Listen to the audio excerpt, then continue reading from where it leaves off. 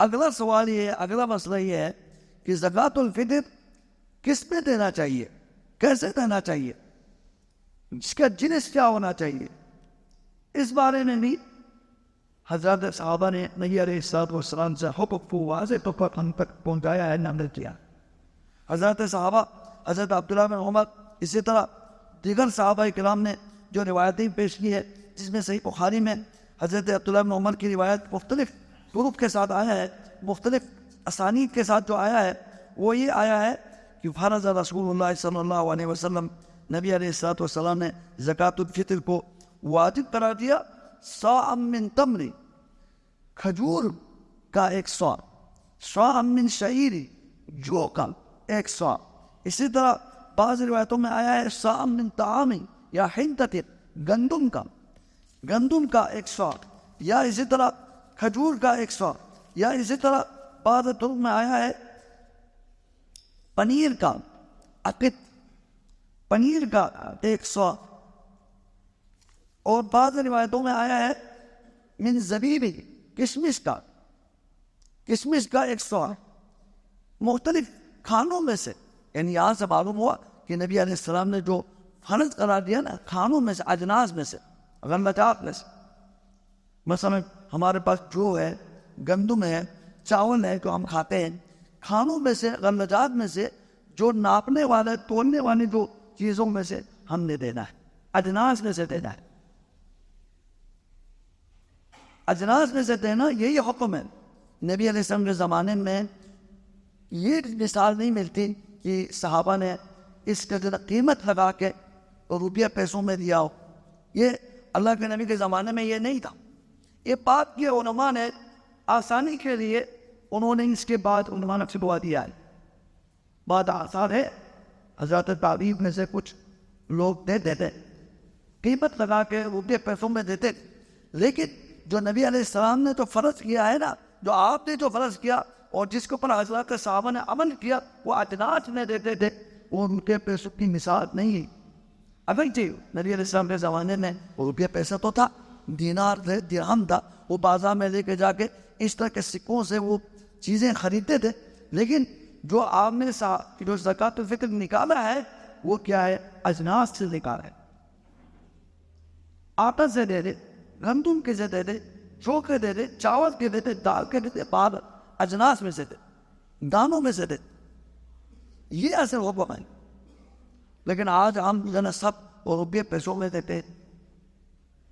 یہ جو طریقہ نبی علیہ السلام کے زمانے کا طریقہ نہیں ہے۔ نبی علیہ السلام کا زمانہ جو اصل جو دین ہے، جو آپ علیہ السلام نے حکم دیا اور صحابہ کرام نے سے عمل کیا، وہ یہ ہے کہ اجناس میں سے دینا، یہ اصل حکم ہے۔ اب یہ واضح ہوا کہ ہم نے اس کو اجناس میں سے نکالنا ہے۔ اب مقدار وہ کتنے نکالنا ہے؟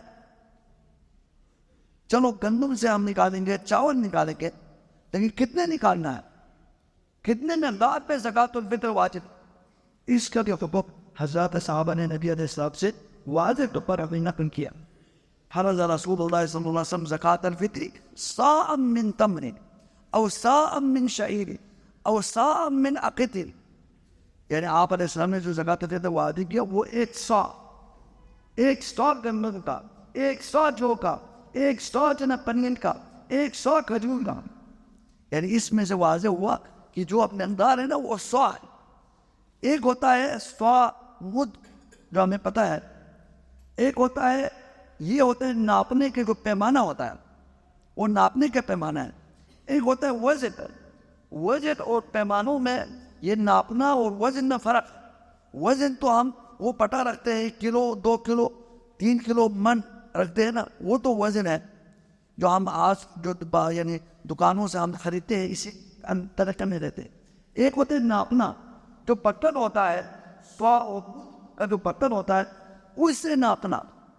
جو اللہ کے نبی نے جو فرمایا نا، جو زکوٰۃ الفطر دینے کے لیے جو فرمایا، وہ صاع ہے، وہ برتن ہے، اس میں سے ناپنا ہے۔ صاع ہے، صاع مدینہ، جو مدینہ پہ جو اللہ جسے نصیب کرے حج عمرہ کے لیے مدینہ چلے جائیں نا، وہاں مدینہ کا صاع ہوتا ہے۔ نبی علیہ السلام کا صاع جو اہل مدینہ استعمال کر رہے ہیں وہ لے کے آتے ہیں، حاجی حضرات لے کے آتے ہیں، اس کو لے کے آنا چاہیے، گھروں میں رکھنا چاہیے، صاع رکھنا چاہیے۔ یا وہ تو ایک سوا میں 4 ملک ہوتے ہیں, ایک سوا میں 4 ملک, یعنی آپ 4 ملک ڈالے گا تو ایک سوا ہو جائے. اس کو گھروں میں رکھنا چاہیے تاکہ آپ اپنے کو نا اسلامی جو احکام ہے, زکوٰۃ دینا ہو یا زکوٰۃ الفطر دینا ہو, صدقۃ الفطر دینا نا, وہ اسی میں سے دیا جائے تاکہ ہمارا جو ہے نا عمل جو ہے صحیح ہو جائے. 100 میں سے دے دیں, لیکن 100 میں جو ہے نا اگر آپ 100 جو کا 100 کھجور کا آپ لے لینا, اس کو وزن کر لیں تو ان دونوں کا وزن مختلف ہو جائے گا, وزن مختلف ہو جاتا ہے.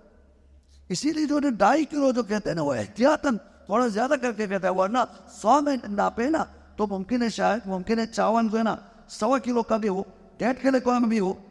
وہ چاول کے میں مختلف ہوتا ہے نا, وہ برتن میں ڈالنا الگ چیز ہوتا ہے, اس کا الگ فرق ہوتا ہے, اور جو وزن کرنا اس کا الگ ہوتا ہے, وہ دونوں کا اعتبار الگ ہوتا ہے. اس لیے جو نا اصل جو اعتبار ہے وہ کیا ہے, 100 میں دینا, 100 دے دیں. ہر شخص اپنی طرف سے 100 اجناس میں سے دے دیں. اب مقدار بھی واضح ہوا, وہ 100 ہے. 100 میں 4 مد ہوتا ہے. ایک مد دینا معتدل انسان کا دونوں ہاتھوں کو بھر کر اتنی جو ہے وہ ایک مد ہوتا ہے, یعنی مطلب یہ 4 دفعہ اب ڈال 4 دفعہ ڈالیں نا تو ہو جائے گا 100 ہو جائے. ویسے اس کا جو ہے نا اصل جو شرعی 100 رکھنا چاہیے تاکہ ہم اس کو دینے میں نکالنے میں آسانی ہو. یا اگر آپ کے پاس مد ہے تو 3-4 100 ڈالے گا, 4 مد ڈالے گا تو 100 ہو جائے گا. تو ہر شخص کی طرف سے کیا ہوگا, 100 نکالتا ہے. یہ شرعی طریقہ ہے. پھر فرمایا مقدار واضح ہو گیا, وہ 100 ہے. پھر اگلا مسئلہ ہے علی من تجب, کس پر واجب ہوگا, کن لوگوں پر واجب ہوگا. اس کے بارے میں بھی نبی علیہ السلام کی طرف سے حضرات صحابہ نے واضح کر لیا کہ نبی علیہ السلام نے جو زکوٰۃ الفطر کو واجب کیا علی الصغیر والکبیر, چھوٹوں پر بھی بڑوں پر. یہ صرف بڑوں پر نہیں ہے, صرف اغنیاء پر مالداروں پر نہیں ہے, سب پر ہے, تمام مسلمانوں پر ہے. علی الصغیر والکبیر, چھوٹوں پر بھی بڑوں پر بھی, مرد حضرات پر بھی, عورتوں پر بھی, بچوں پر, بڑوں پر, سب پر. جو مسلمان غلام ہے ان پر بھی, سب پر. اس کا جو مالک ہے, گھر کا سربراہ ہے, وہ اپنے تمام بیوی بچوں کی طرف سب کی طرف سے نکالے, سب کی طرف سے 100, سب کی طرف سے 100 نکالے. حتیٰ کہ بعض علماء نے یہاں تک فرمایا کہ اگر اللہ تبارک و تعالیٰ عید کی نماز سے پہلے اگر اللہ تعالیٰ کسی کے گھر اللہ تعالیٰ کوئی بیٹا دے دے یا بیٹی دے دے, کوئی اولاد دے دے, تو نماز سے پہلے اگر بچہ پیدا ہو جائے نا تو اس کی طرف سے بھی وہ 100 نکالنا ہو, اس پر بھی زکوٰۃ واجب ہو جائے, سب پر, چھوٹے بڑے سب. اب معلوم ہوا کہ سب پر واجب ہے. حتیٰ کہ فقیر کے پاس بھی اگر مال ہے, تھوڑا بہت مال ہے, تو وہ بھی ادا کرے گا, لیکن بعد میں فقیر کو دوبارہ مسلمان جو ہے نا اپنے زکوٰۃ کو واپس کرے گا, اس کو باقاعدہ اس کو ملے گا, اس کے وہ مستحق ہے, لیکن وہ اپنی طرف سے ادا کرے گا اگر اس کے پاس دینے کی کوئی مال ہو. تو یہاں سے معلوم ہوا کہ کس پر واجب ہے, اس کا جواب یہ ہے تمام مسلمانوں پر واجب, چھوٹے بڑے سب پر, مرد عورتیں سب پر واجب. اب چھٹا سوال ہے کہ یہ کب دینا چاہیے, کب یہ زکوٰۃ نکالنا چاہیے, کب نکالنا چاہیے. اس کے بارے میں بھی حضرات صحابہ نے مسئلہ واضح کر دیا. صحیح بخاری میں آتا ہے کہ صحابہ کرام اس زکوٰۃ الفطر کو عید الفطر سے 1 دن پہلے یا 2 دن پہلے نکالتے. عید الفطر سے 1 دن پہلے نکالتے یا 2 دن پہلے نکالتے. کچھ لوگ تو زکوٰۃ الفطر رمضان کے شروع میں نکالتے ہیں, یہ ٹھیک نہیں ہے. درمیان میں نکالتے ہیں, یہ بھی ٹھیک نہیں ہے. یہ زکوٰۃ الفطر کا جو ٹائم ہوتا ہے نا وہ رمضان کے آخر میں ہے, اینڈ پر. عید سے 1 دن پہلے یا 2 دن پہلے, یا 28 رمضان کو آپ نکالیں یا 29 رمضان کو نکالیں. اس کو ممکن ہے عید بھی ہو سکتی ہے. تو عید سے 1 دن پہلے نکالے, صحابہ کرام نکالتے تھے یا 2 دن پہلے نکالتے. تو اس کا وقت جو شروع ہوتا ہے وہ عید سے 1 دن پہلے یا 2 دن پہلے اس کا وقت شروع ہوتا ہے. آپ 1 دن پہلے نکالیں گے, 2 دن پہلے نکالیں گے تو آپ کا زکوٰۃ الفطر ادا ہو جائے. یہ اس کا اول وقت ہے, یعنی 1-2 دن پہلے اس کا ٹائم شروع ہو جاتا ہے. آخری ٹائم ہے عید کی نماز تک. عید کی نماز کے بعد اگر کوئی زکوٰۃ الفطر نکالے نا ادا کرے گا تو اس سے زکوٰۃ الفطر ادا نہیں ہوگی. عید کے بعد, عید کی نماز پڑھنے کے بعد جس کے زکوٰۃ الفطر رہ جائے نا تو اس کے رہ ہی جائے گی اور اس کے زکوٰۃ الفطر ادا نہیں ہوگی. اس کو توبہ کرنا چاہیے، استغفار کرنا چاہیے، وہ اسے صدقہ دے دے، لیکن زکوٰۃ تو ادا نہیں ہوگی، زکوٰۃ الفطر تو فطرانہ ادا نہیں ہوگا۔ اس لیے شروع وقت میں نا عید سے 2 دن پہلے اس کا شروع ہوتا ہے، اس میں ہم دے سکتے ہیں، اور اس کا آخری ٹائم ہے نماز سے پہلے نماز، عید کی نماز پڑھ لی، اس کے بعد وہ ٹائم ختم ہو جاتا ہے، اس کے ٹائم ختم ہو جاتا ہے اور وہ زکوٰۃ ادا نہیں ہوگی۔ تو اس کا بھی یہ بھی واضح ہوا، اس کا ٹائم بھی 1 دن 2 دن پہلے عید سے، اور اس کا آخری ٹائم ہے زکوٰۃ الفطر، یعنی عید کی نماز تک اس کا ٹائم ہے، عید کی نماز پڑھنے کے بعد اس کا ٹائم ختم ہو جاتا ہے۔ اب ایک سوال یہ ہے کہ اب زکوٰۃ تو ہم نے جمع کر لیا، مسجدوں میں جمع کر لیا، امام کے پاس جمع کر لیا، یہ کس کو دینا چاہیے؟ یا ہم الگ سے اپنے طور پر ہم دینا چاہیں تو کس کو دینا چاہیے؟ اس کے مصارف، اس کے بارے میں بھی نبی علیہ الصلوۃ والسلام کی طرف سے یہ واضح ہے کہ آپ صحابہ کرام نے فرمایا کہ نبی علیہ الصلوۃ والسلام نے زکوٰۃ الفطر جو آپ نے دینے کے لیے کہا، کس کو دینے کے لیے کہا؟ فرمایا کہ طعمۃ للمساکین، مسکینوں کے لیے کھانا ہے، مسکینوں کو، غریب غربا کو، آپ کے معاشرے میں جو غریب غربا ہے، فقیر مساکین ہے، ان کے لیے دینا ہے، ان کے لیے دینا ہے، ان کو ہم نے ان کے گھروں میں پہنچانا ہے، فقیر مساکین کو ہم نے دینا ہے، یہ نبی علیہ الصلوۃ والسلام نے بتایا۔ بعض علماء کہتے ہیں جو زکوٰۃ کے جو مستحقین ہیں ان کو بھی، جو زکوٰۃ کے مستحقین ہیں ان کو بھی دیا جا سکتا ہے، عام زکوٰۃ کے مستحق ان کو بھی دیا جا سکتا ہے، جو 8 مصارف ہیں، 8 لوگ ہیں، ان کو دیا جا سکتا ہے، لیکن جو نبی علیہ السلام نے واضح تو پر جو فرمایا، صحابہ کرام نے جو واضح تو پر فرمایا، وہ فرمایا طعمۃ للمساکین، مساکین کے لیے خوراک ہے، مساکین کے لیے کھانا ہے۔ اب آخری جو سوال ہے کہ زکوٰۃ الفطر کے حکمت کیا ہے، مقصد کیا ہے، فلسفہ کیا ہے، اس کے بارے میں حضرت صحابہ نے اس کا جواب دیا ہے کہ نبی علیہ الصلوۃ والسلام نے زکوٰۃ الفطر کو واجب کیوں کیا؟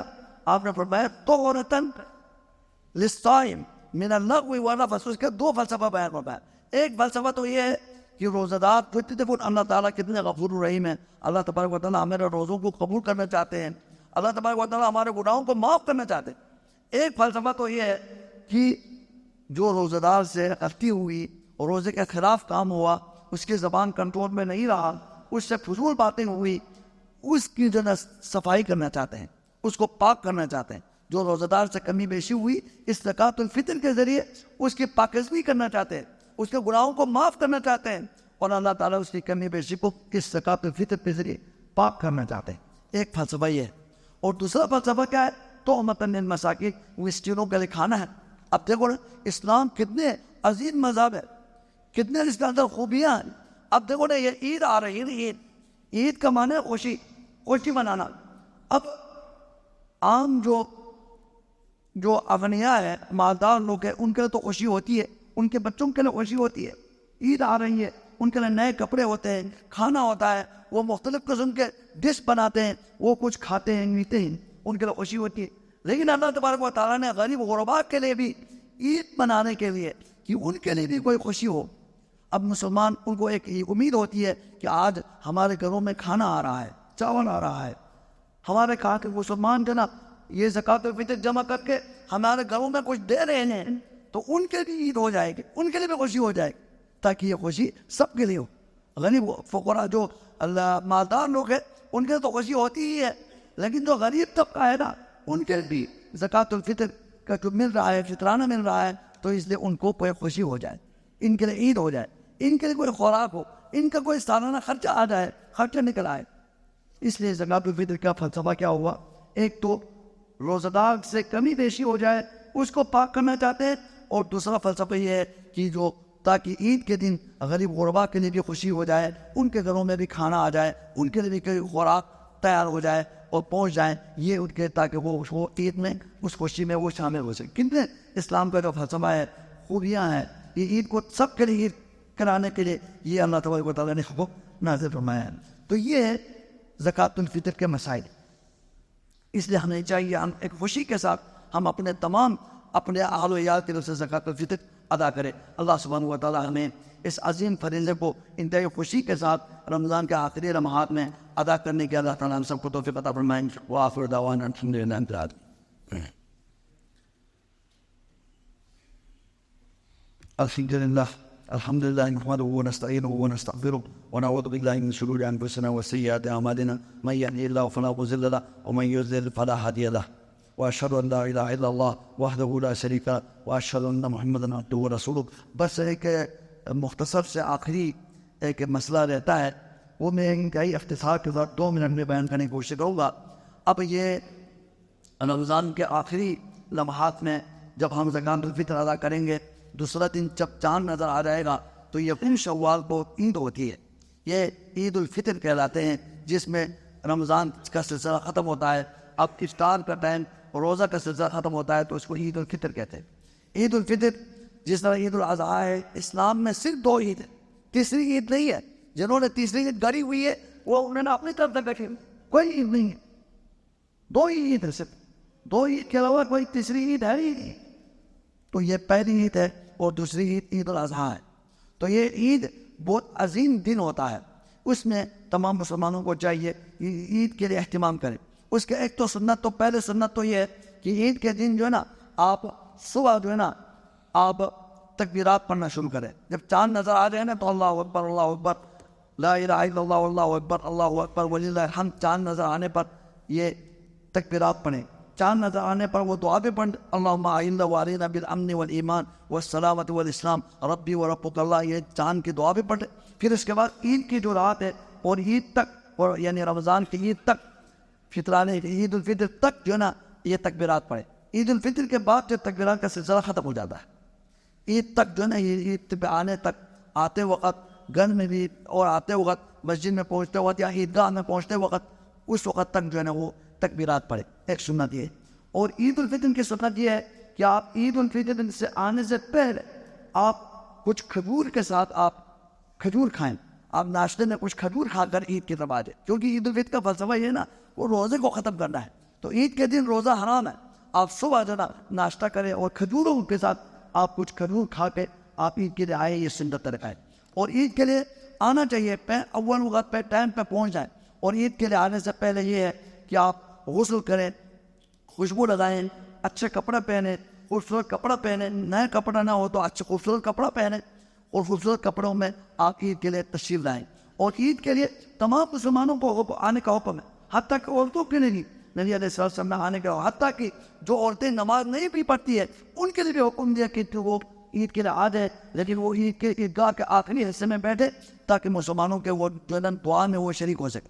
تو عید کے لیے جو ہے نا تمام مسلمانوں کو، بچوں کو، بیوی عورتوں کو، سب کو لے کر آنا چاہیے. کسی کو بھی گھر میں بیٹھنے دے. ہاں اللہ کہ کوئی سرت بیمار ہو وہ نہیں آ سکتا، وہ اس کا الگ مسئلہ ہے. باقی تمام مسلمانوں کو، تمام عورتوں کو، خواتین کو، بچوں کو، سب کو تمام صحابہ کرام لے کر آتے تھے. تو یہ سنت طریقہ ہے.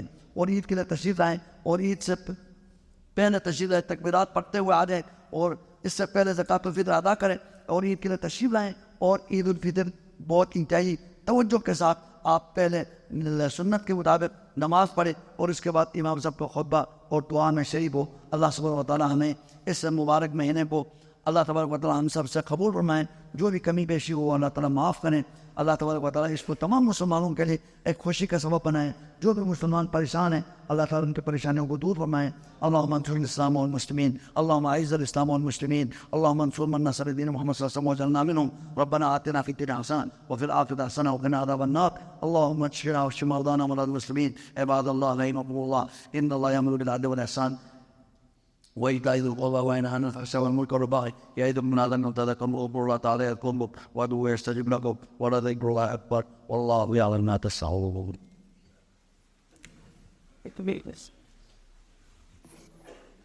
Thing